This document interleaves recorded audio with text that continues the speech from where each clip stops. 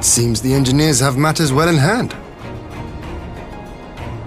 Should the barrier work as we intend, Doma will be free to reinforce her allies in Alamigo without fear of weakening her own borders.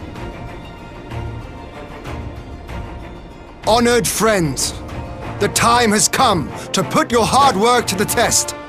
Start the generator.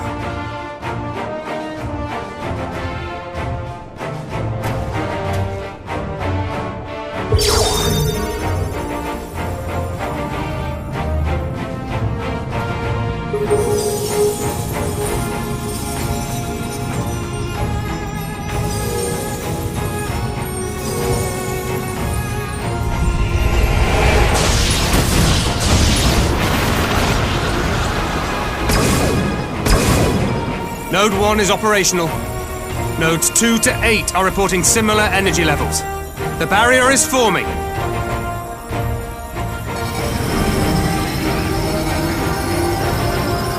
$1,000 yards.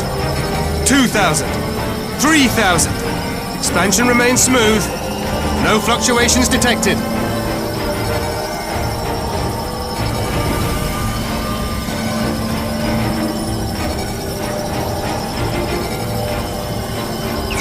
$4,000. 5,000. Target altitude reached. The barrier is holding steady at 5,000 yards. We've done it.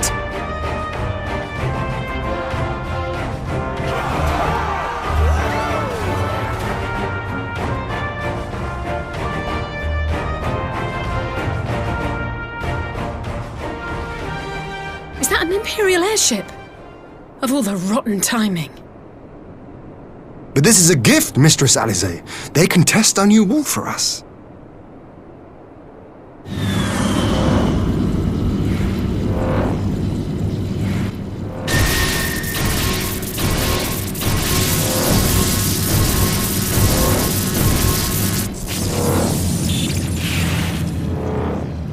Seems solid enough, though I was hoping for a fireball.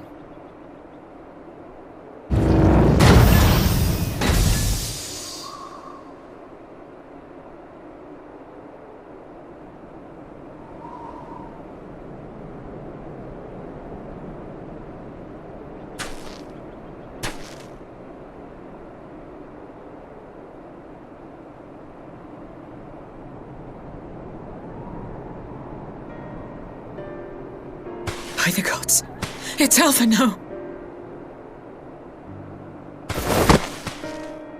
What are you?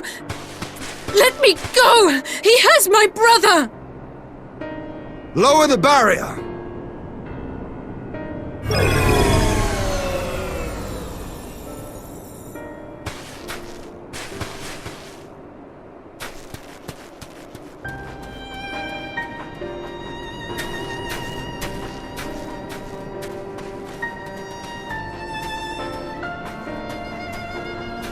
Be at ease, girl.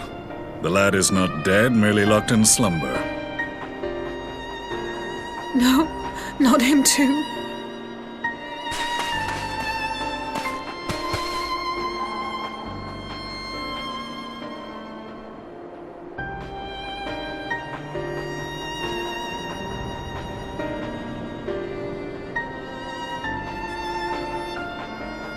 We could identify no cause and found no remedy. Thus I sought to return him to Doma, and into the arms of Lord Hien himself, it would seem. It is a day for fated reunions. Would you not agree, adventurer? Or should I address you as the Warrior of Light?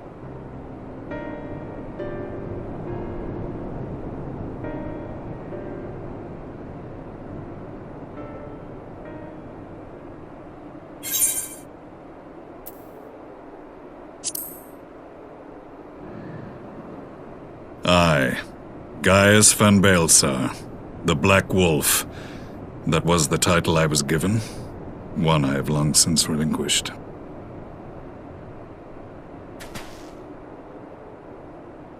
Stand down. The legatus of the 14th Imperial Legion died in Castrum Meridianum. I am no more than Gaius Baelsar, a man without rank or allegiance. Impossible! There's no way you could have survived! Do you remember how it unfolded? How I was deceived by La Habrea? How I was convinced that reviving the Ultima weapon would allow me to bring peace to Eorzea? The Ascian used me, as he used so many others, all to further the restoration of his wretched god. Yet even with the might of Alec at my command, you bested me. And as the Praetorium went up in flames, I was content to burn along with it. For a moment at least. A moment of folly. To surrender my life thus would have been to betray all who died for my cause. It was for them that I dragged myself free of the rubble, and swore vengeance on the Ascians.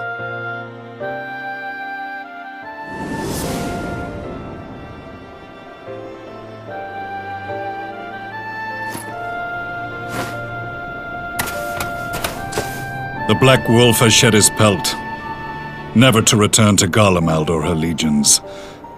I live now only to exact revenge.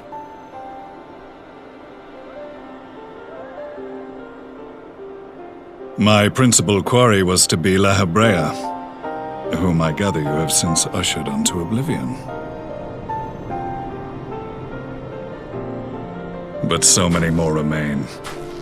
Long as their kind lurked in the shadows, laboring to sow chaos throughout our world, I would see each and every one dragged into the light and put to the sword. Are the Scions not of like mind? In this single respect, perhaps.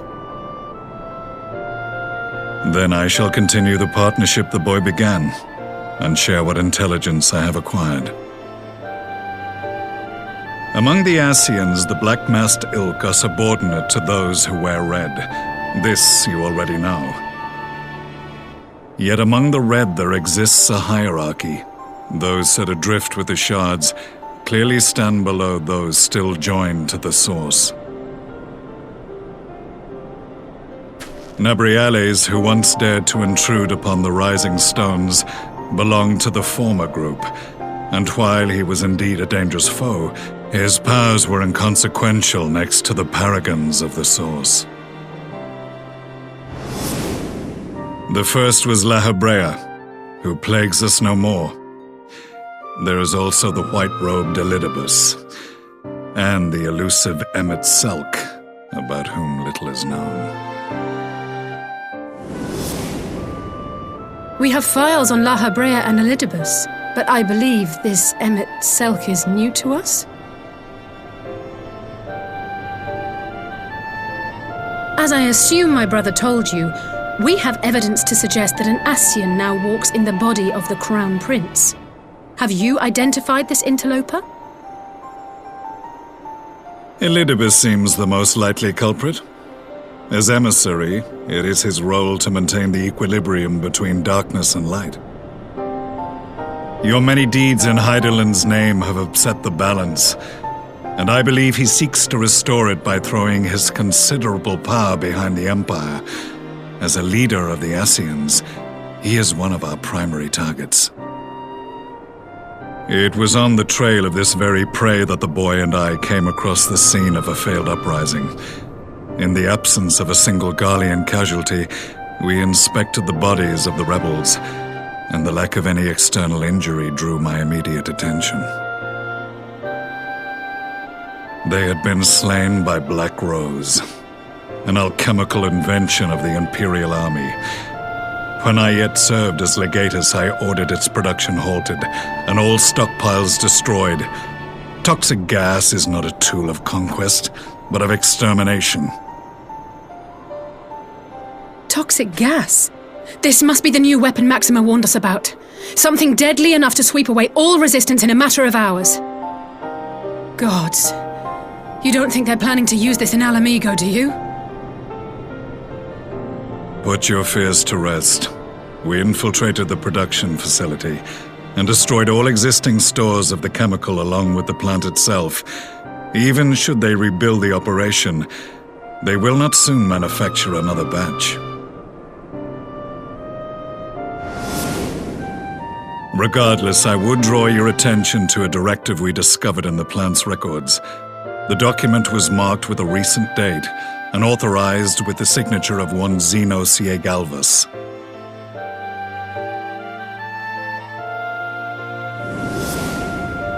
A dead man signing the death warrant for thousands. 'Tis bad comedy.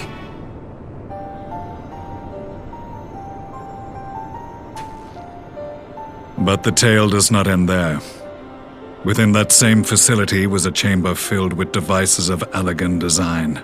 Cloning technology, we realized. And what should we find in each and every incubator? But a young Emperor Solus.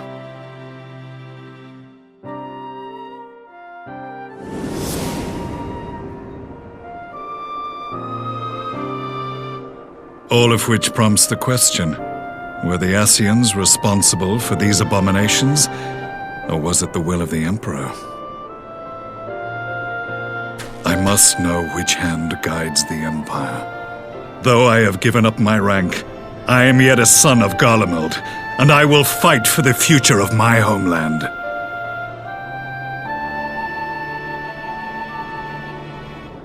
It is time I return to the hunting of shadows. We should focus on our common foe. To reopen old quarrels now would serve no purpose. You saved my brother's life, so I'm willing to let sleeping dogs lie. But in truth, it's not my decision to make.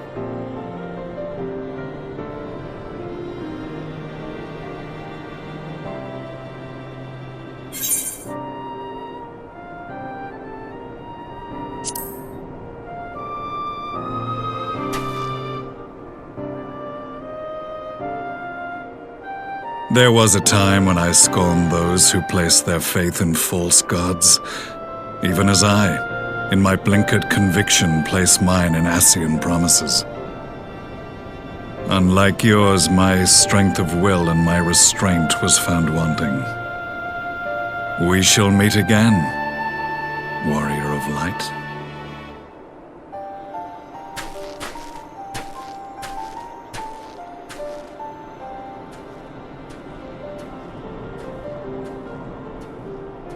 So that was the infamous Black Wolf.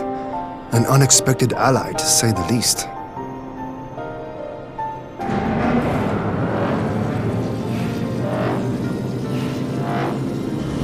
Well, I am content to leave the fine-tuning of the barrier to cleverer minds. Let us bid our friends from the Ironworks farewell, and see what can be done for Alphino back in Dorma.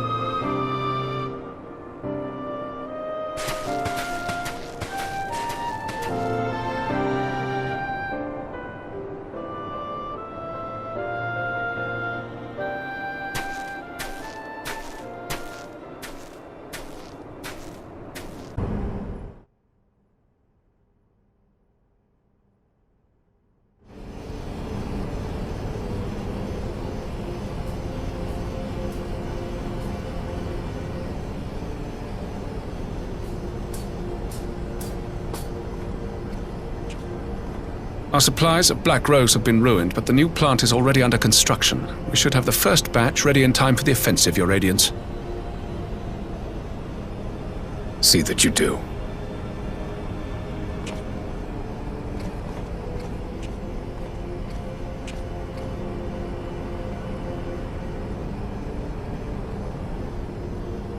Ah, yes, the infamous Black Rose. If I recall correctly, Gaius did not much care for the invention.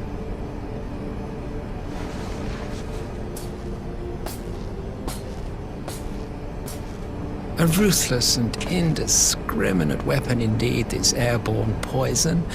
It seems you are capable of making decisions worthy of your bloodline. With no gift for sorcery, we Garleans must look to Magitech to even the odds.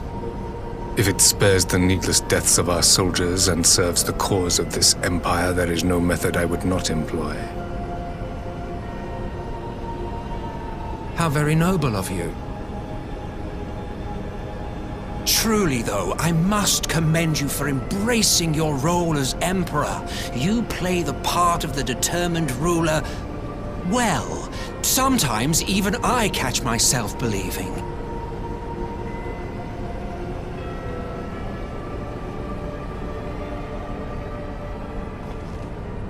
A silent agent of death. Now that I think on it, Black Rose may well possess the perfect aspect. Slowly but surely, the deluge of light has worked upon the ether here in the source, and the gas should be most susceptible to its influence. Well, I shall leave you to your own devices. Go forth and bloody the land with your grand and glorious war.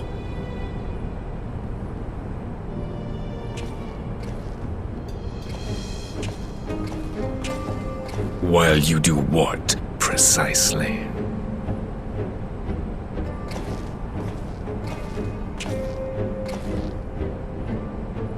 Need you ask?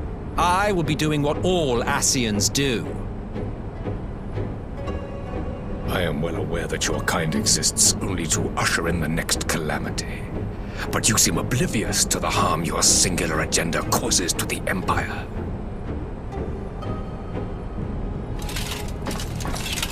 You cannot have forgotten the events which followed your mortal demise.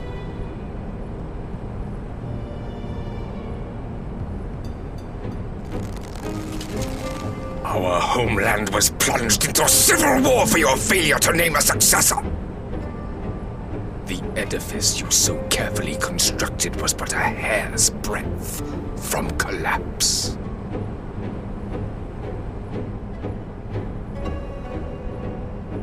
Are you truly so naive?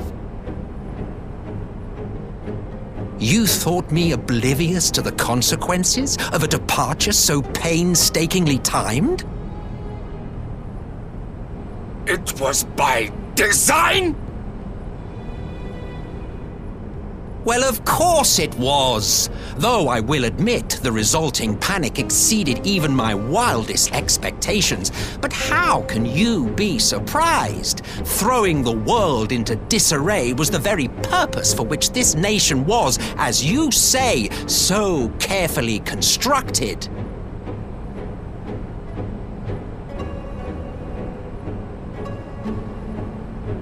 Now, if you have no further questions, I must be on my way.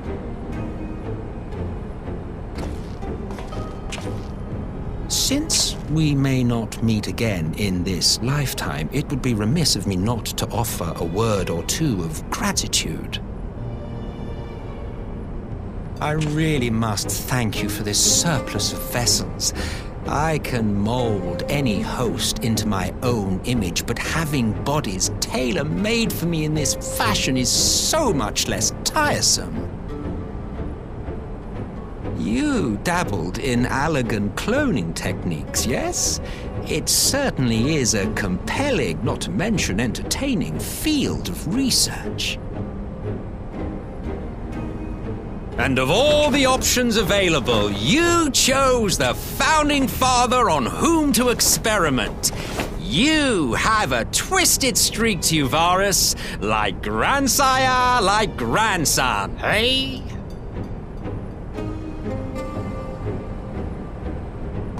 If events play out as planned, this will become something of a family enterprise.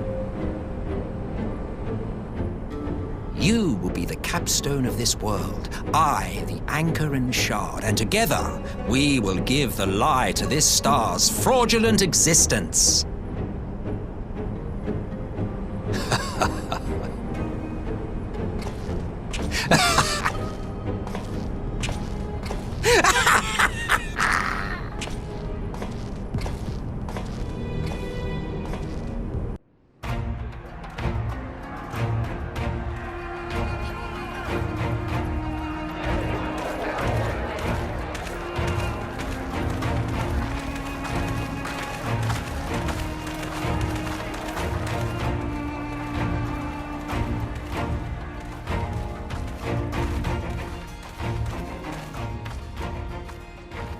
Welcome back, you two.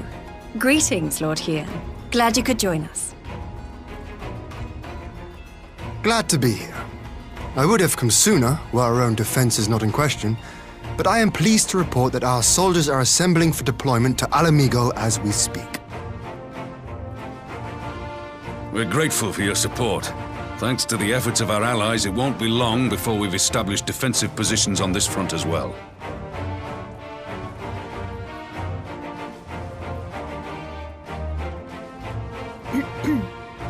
We have some good news too.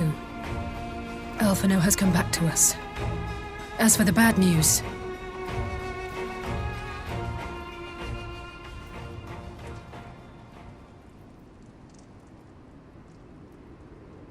So, Alphino won't wake up, Gaius van Baelsar is alive and hunting Ascians, and the Empire is planning to poison us all with toxic gas. Does that sound about right?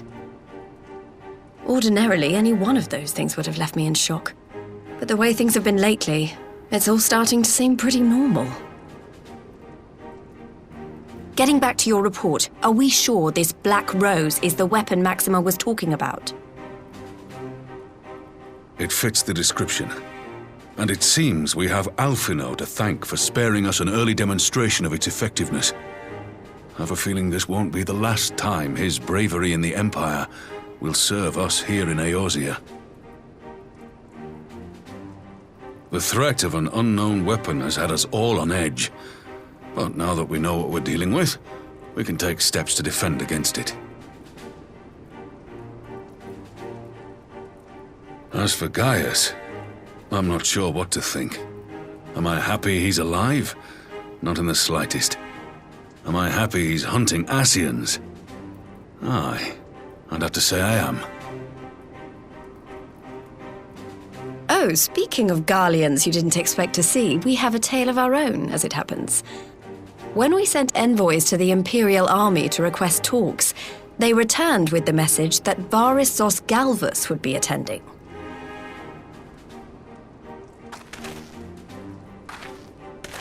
The Emperor himself. Well, Varys did sanction the Popularis peace mission. But knowing that an Ascian walks in his son's skin, I do not see how we can trust him or anyone from that nest of vipers. The Alliance would proceed with negotiations regardless, if only to give ourselves more time to prepare. We do, however, require your cooperation. Right. Yes. So, as a condition for the talks to go forward, the Empire has requested that a member of the Scions be present. There'll be a representative from each Alliance nation, of course, but I'm afraid we have to ask that you come along too.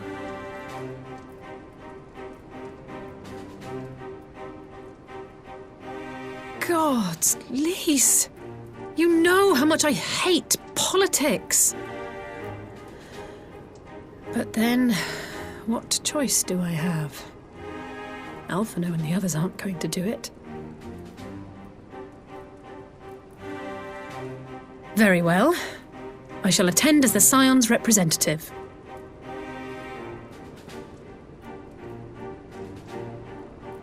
In case you're wondering why I didn't ask you, the Empire also requested the presence of Eorzea's champion.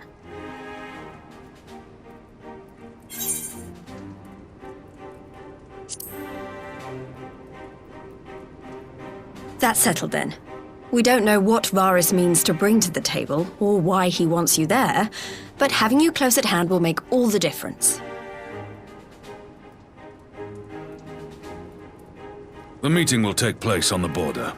Anticipating an early assault, we mean to position the bulk of our forces nearby.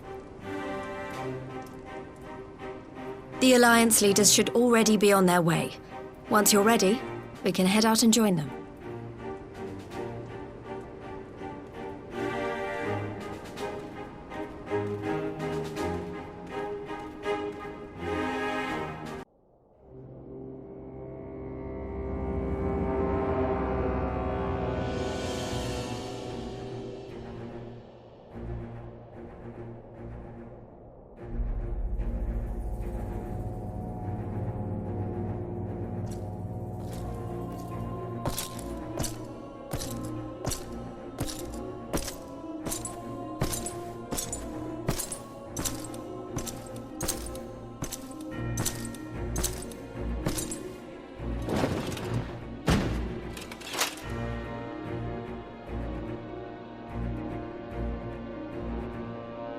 esteemed representatives of the Eorzean Alliance.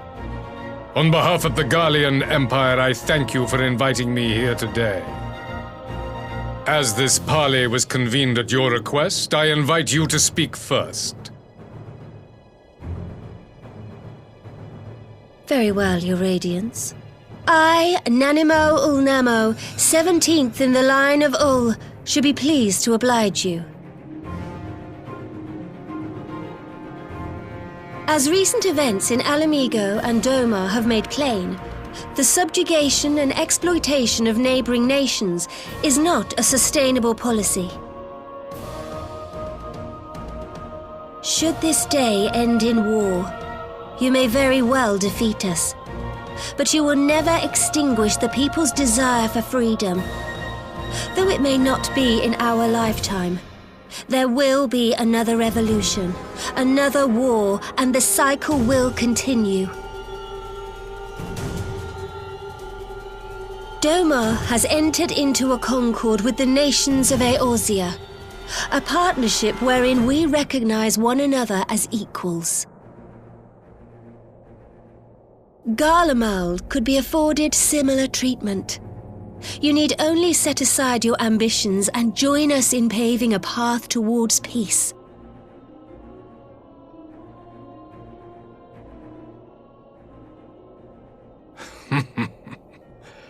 You will not win me over with sophistry, Your Grace. As you know only too well, this alliance lacks the strength to keep the peace within its own borders. Even now, your struggles with the Beastmen continue unabated. Divided, you sow this fertile soil with the seeds of your differences and reap naught but discord and chaos for your trouble. Eorzea must be united under one leader, one purpose. I would offer you both and bring an end to your strife.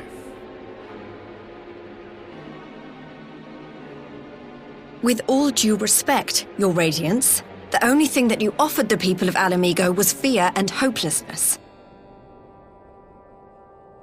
The citizens of Doma can also attest to the meager arms of imperial rule. There is no purpose to be found in a life of oppression, each day more uncertain than the last. Our people are willing to die for their freedom. A great many already have, and countless more will, if we don't put an end to this madness here and now.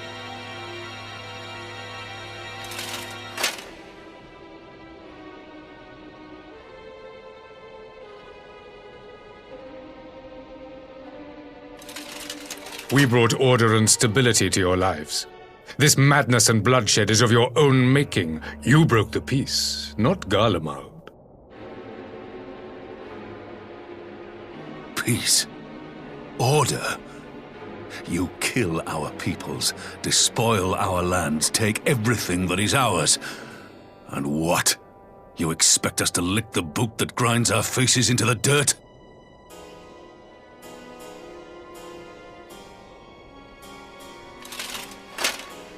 I expect you to weigh the costs, to recognize the countless lives have been lost on both sides in pursuit of a greater good, and to not squander all we have achieved in a fit of petulance.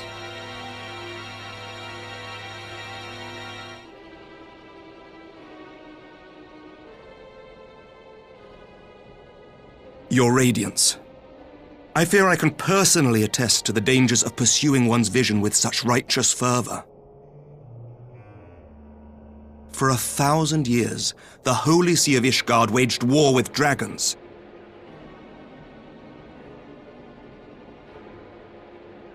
A 1,000 years of sacrifice, of sorrow and hate, in which we bathed in the blood of friend and foe alike. Had it gone on any longer, we may well have drowned. Yet we have chosen to raise ourselves out of this bloody spiral, and have since made peace with our former enemy. So I understand.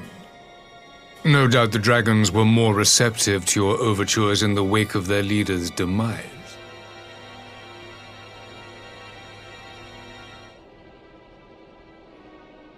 You speak of peace, yet use war to achieve it. Your father would not have bothered to obscure his intent with honeyed words. He understood that strength is all that matters in the end.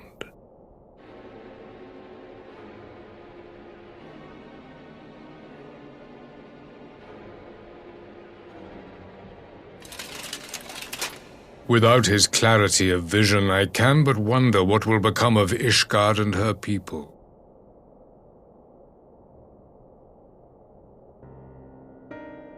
There was a time when Garlean too lacked a leader of conviction. Weak and unable to wield magic, we were at the mercy of the strong from whom we sought refuge in the bitter cold of the north.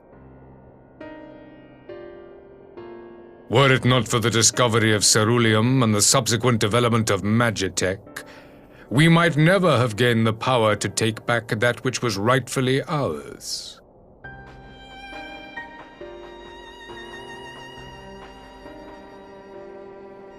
You speak as if your people were the first to have been driven from their homes. Limsa Lominsa was built by wayward souls in search of a place to call their own. On the shores of Vilbrand we found it, and from those humble beginnings did we grow and flourish, and all without robbing our neighbours of their liberty.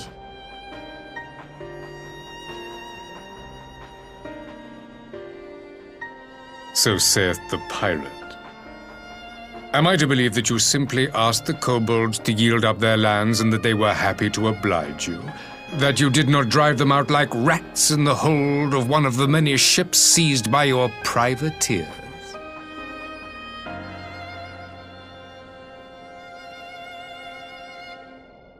I will concede that after centuries of exile, reclamation may be mistaken for invasion. Nevertheless, it is not. And those who till stolen soil have no right to object when cast out in turn.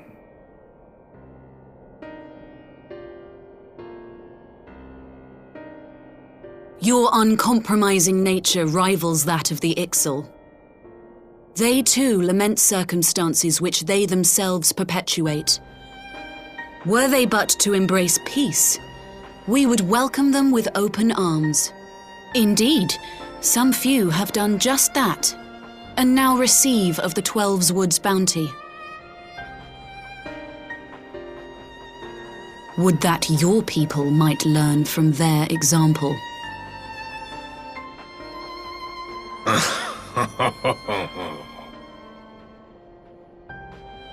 You dare compare us to the Birdmen? You who thought to invoke the 12 and threaten all of creation?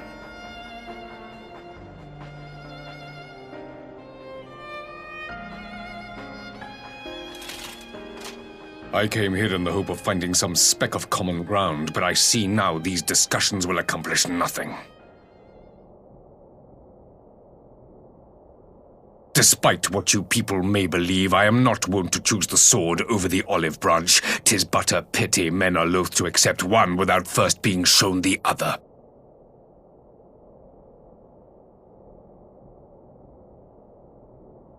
Wait, I beg you. This meeting was supposed to be a chance to find a way forward together, not to bemoan the missteps which brought us here. Please. If you truly consider violence a last resort, there must be a way we can come to an agreement.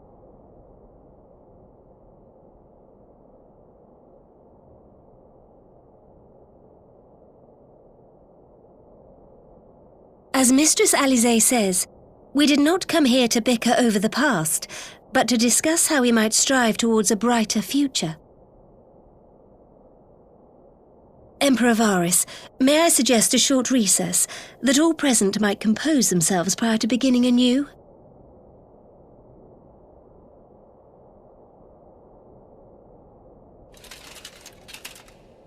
Very well. I pray this intermission will suffice to move these talks in a more constructive direction.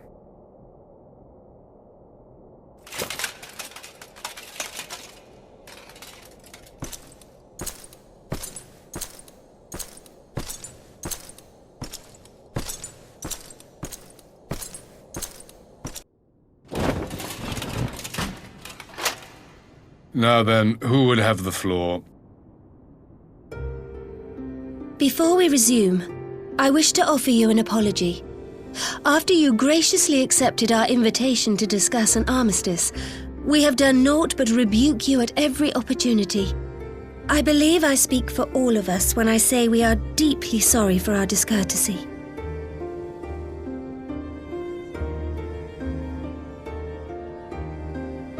I'll admit your familiarity with our affairs surprised me, and served to remind me how little I know of yours.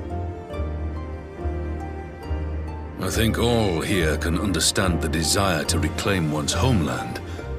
But why expand further? That is my question.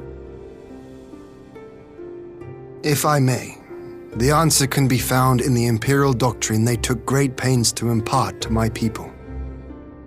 Recognizing the threat icons pose to the world, Solus Zos Galvus decreed that they were to be eradicated. To this end, he began a campaign to unite all lands under the Garlean banner. Or so we were taught. Yet the Emperor only reached the burn, the barren said to have been laid waste by icons, after conquering all the lands that lay between. What is more, I am quite certain the practice of summoning was not nearly so widespread in the days before the Empire's founding. When you put it like that, it all starts to sound like an excuse, doesn't it? But to distract from what? Why are you really waging this war?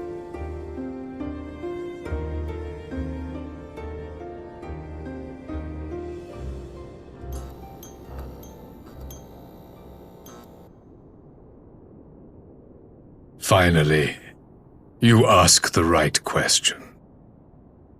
I can but hope you heed mine answer and at last accept the righteousness of our cause. My goal is this: to return the world to the way it once was, the way it was always meant to be. In doing so, mankind will be made whole once more.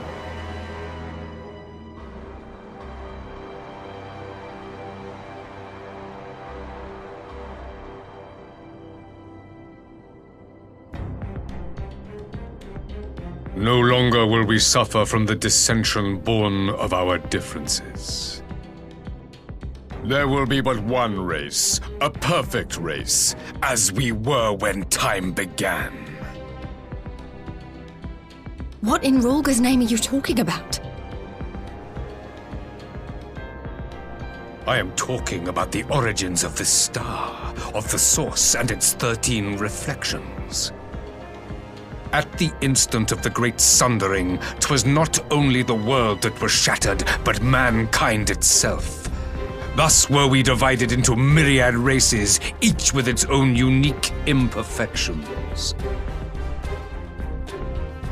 That is why man looks upon his neighbor and feels fear and hatred, why he wages war, why he kills his brother. You all in your own way have proven as much today. The peace you seek is but a fleeting solution to a fundamental problem. One which calls for more drastic measures. To bring about everlasting peace, our worlds must be rejoined.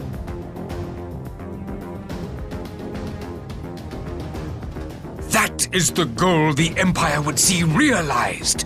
The glorious future unto which we shall one day shepherd mankind.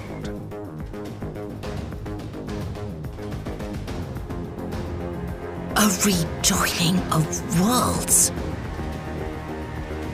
I have heard this tale of the source and its reflections before. Are these not the selfsame desires as the Ascians? Emperor Varys, do not trust in their words. They will lead you to your doom. My father thought to use them, but in the end he succumbed to their temptations. He embraced summoning like so many other pawns before him. Do not tell us you mean to do the same.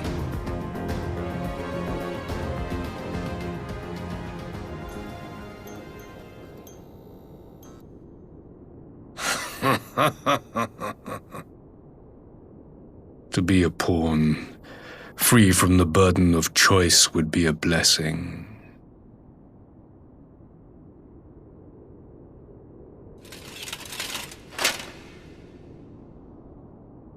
But I forswore that privilege the day I learned that the Garlean Empire was built by the hand of an Ascian.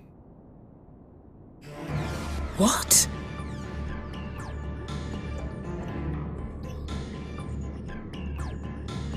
Yes. My grandsire, the former emperor, is of their number. And who better to build an empire capable of bringing about the calamitous change we desire? Would you condemn me for this alliance, for bowing to the will of these shadowy masters, when the prize is true and lasting peace?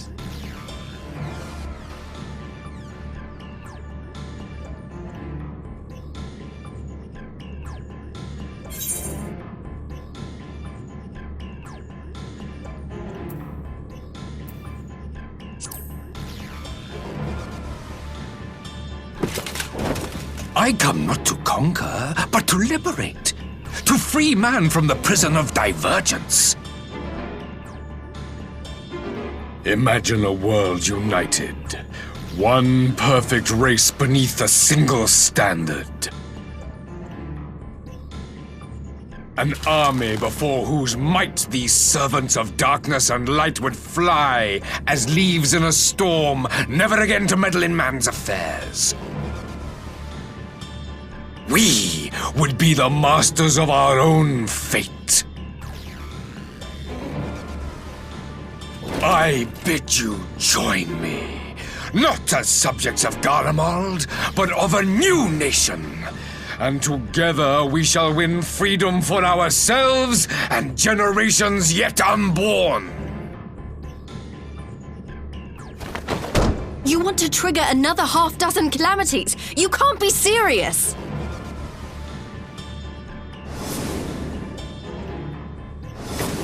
Have you forgotten how many died?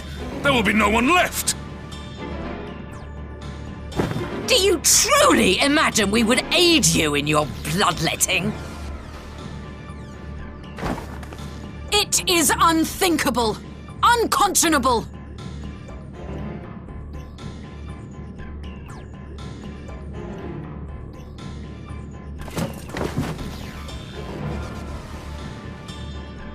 And what is the alternative? To be as cattle waiting for slaughter? I would have us work together that we might take fate into our own hands.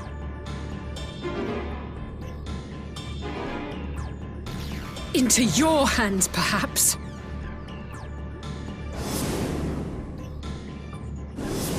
But what of the other worlds, your radiance? With every calamity, you obliterate a star and every soul that dwells on it. To the Ascians, we are all but tiny, momentary specks within an indifferent universe. We cannot hope to oppose them until we have been made whole once more.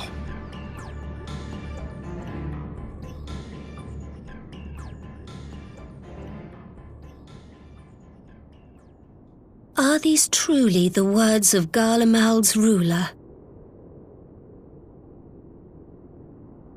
The flaws and foibles which you so abhor are what make us who we are. Every nation, even yours, Emperor Varys, is made whole through the combination of these imperfections, the strengths of one compensating for the weaknesses of another. While it is true that man succumbs all too often to anger and avarice, he may yet overcome his baser instincts through the forming of bonds with others, fostering community and cooperation. That the protector of an empire should not only reject these fundamental truths, but seek to change them at so dear a cost to life is indefensible. Such a man is not fit to govern.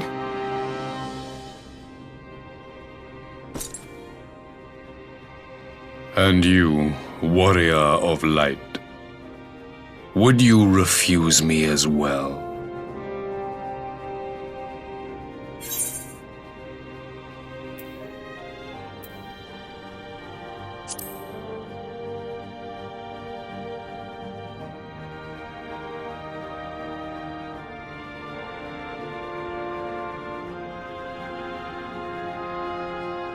It would seem the Alliance is of one mind on this matter.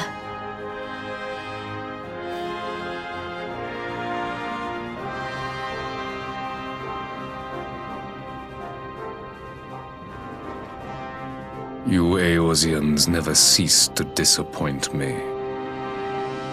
Though I suppose I have only myself to blame for expecting more from savages. This discussion is at an end. I bid you make ready for our next meeting. It will not be at the negotiating table.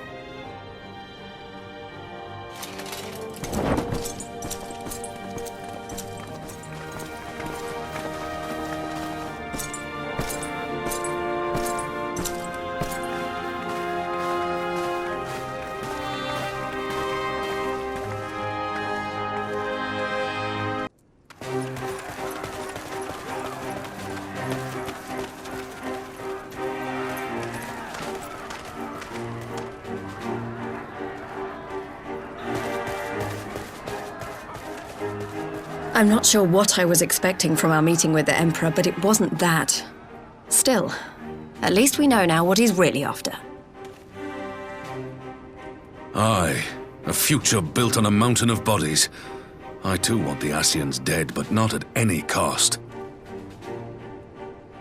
The last of the reinforcements from Dorma arrived not long ago. I pray it will be enough. Given the Emperor's stated goal, this is a battle we can ill afford to lose.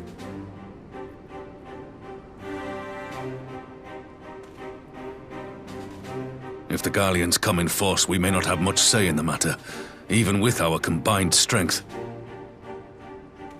We knew from the first that the odds would be against us. But if there is even the slightest chance of victory, we must do everything in our power to seize it.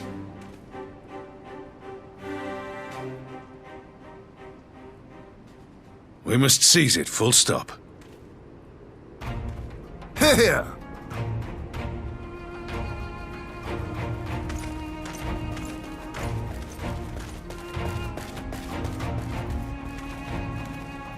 The two of you are to join an irregular unit and support the main host.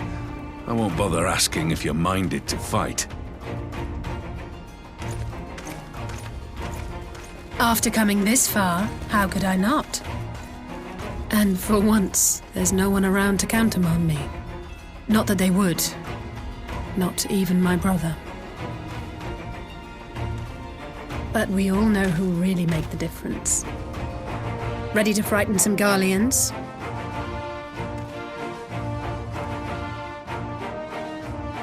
I wouldn't want to be on their side. Might I ask you to accompany the Dorman contingent? They are strangers here, and your presence would do much to raise their spirits.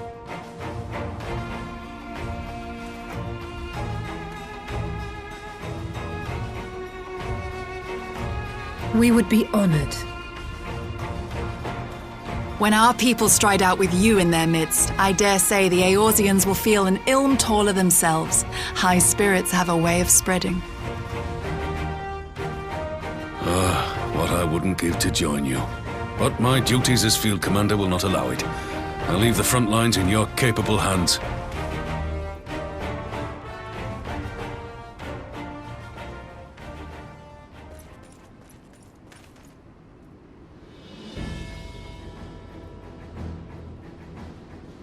Comrades, ready your arms. The hour of battle has come. May the crystal guide us to victory!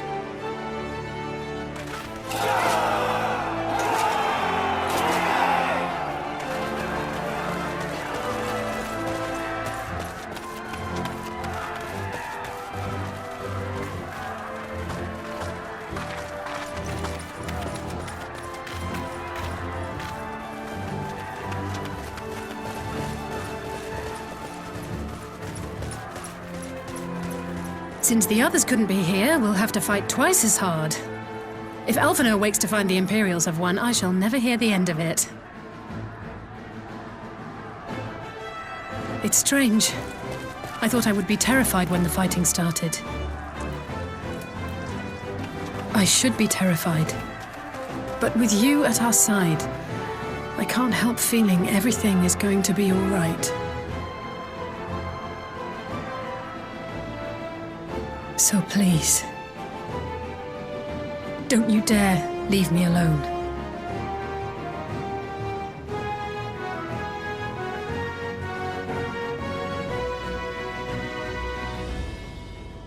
No matter what happens, we have to survive together.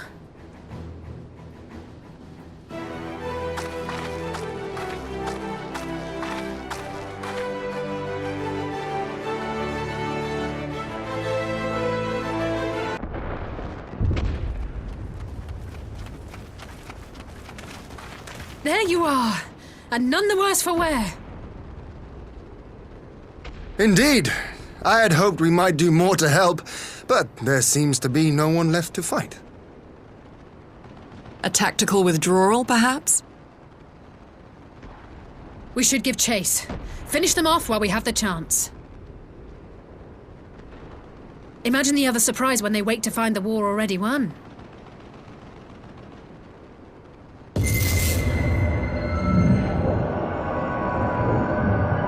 The light will expunge all life. Only you can forestall the calamity. Throw wide the gates. No! No! No! Not like...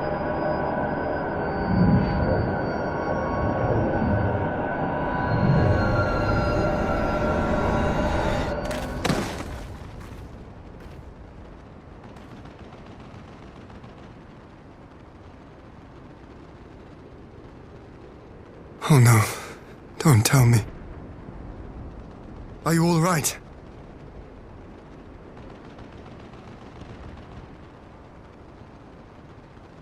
Quickly, we must get her back to the encampment.